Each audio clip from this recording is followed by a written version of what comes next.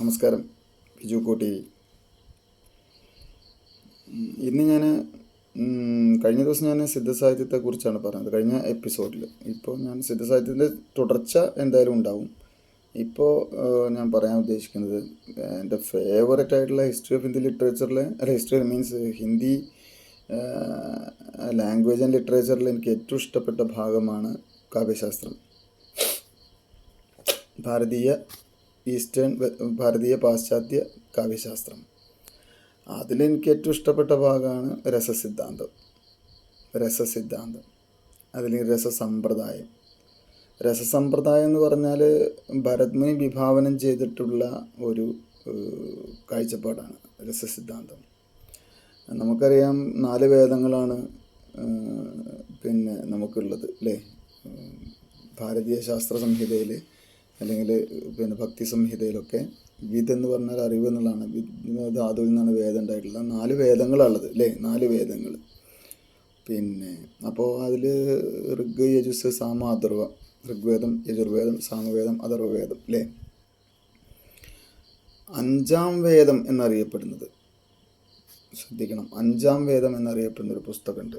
അതിൻ്റെ പേര് നാട്യശാസ്ത്രം എന്നാണ്. 5-ാം വേദം അല്ല, ശരിക്കും 5 വേദങ്ങളില്ല, 4 വേദങ്ങളുള്ളൂ. പക്ഷെ 5-ാം വേദം എന്നുള്ള വിശേഷണത്തിന് വിധേയമായിട്ടുള്ള പുസ്തകമാണ് നാട്യശാസ്ത്രം. ഈ നാട്യശാസ്ത്രം രചിച്ചത് BC 300-നും 100-നും ഇടയിൽ ജീവിച്ചിരുന്നു എന്ന് കണക്കാക്കപ്പെടുന്ന, ജീവിതത്തിൻ്റെ കാലയളവിനെ സംബന്ധിച്ചിടത്തോളം അല്ലെങ്കിൽ ജീവിച്ചിരുന്നു എന്നുള്ളതിനെ സംബന്ധിച്ചിടത്തോളം പ്രാമാണികതയുടെ അഭാവമുള്ള ഒരു മഹാനായ ആചാര്യനാണ് ഭരത്മുനി. കാശ്മീരി ആയിട്ടുള്ളൊരു ബ്രാഹ്മണനാണ്, സന്യാസി വര്യനാണ്, അങ്ങനെയൊക്കെയാണ് പറയുന്നത്. അപ്പോൾ ഇദ്ദേഹത്തിൻ്റെ പുസ്തകമാണ് നാട്യശാസ്ത്രം. ഇതാണ് 5-ാം വേദം എന്ന പേരിൽ അറിയപ്പെടുന്നത്. ഈ നാട്യശാസ്ത്രത്തിലാണ് രസത്തെക്കുറിച്ച് അദ്ദേഹം കാര്യങ്ങൾ പറയുന്നത്. നാട്യശാസ്ത്രത്തിന് അതിൽ ശ്ലോകങ്ങളായിട്ടാണ് 12,000 ശ്ലോകങ്ങളുണ്ടായിരുന്നു ആദ്യത്തെ എഡീഷനിൽ എന്നാണ് പറയുന്നത്. 12 സഹസ്രീകാർ എന്നുള്ള പേര് ഭരത്മുനിക്ക് അതിൽ പറയുന്നുണ്ട്. 12 സഹസ്രീകാർ. പിന്നെ അതിൻ്റെ റിവൈസ്ഡ് എഡീഷനൊക്കെ വരുന്ന സമയത്ത് 6,000 ശ്ലോകങ്ങളായിട്ട് അത് പരിമിതപ്പെടുകയാണ്. അപ്പോൾ ഷഡ്സഹസ്രീകാർ എന്നുള്ള പേരും ഭരത്മുനിക്കുണ്ട്. ഭരത്മുനി 8 രസങ്ങളെക്കുറിച്ചും അതിൽ സ്ഥായി ഭാവങ്ങളെക്കുറിച്ചും വിഭാവങ്ങളെക്കുറിച്ചും അനുഭാവങ്ങളെക്കുറിച്ചും സഞ്ചാരീഭാവങ്ങളെക്കുറിച്ചൊക്കെ വിശദമായിട്ട് നാട്യശാസ്ത്രത്തിൽ പറയുന്നുണ്ട്.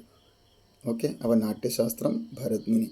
ഹിന്ദി സാഹിത്യത്തിൽ അല്ലെങ്കിൽ ഭാരതീയ സാഹിത്യത്തിൽ ഭാരതീയ കാവ്യശാസ്ത്രത്തിൻ്റെ തുടക്കം കുറിച്ച ആൾ, പ്രഥമ പ്രവർത്തക് ഭരത്മുനിയാണ്.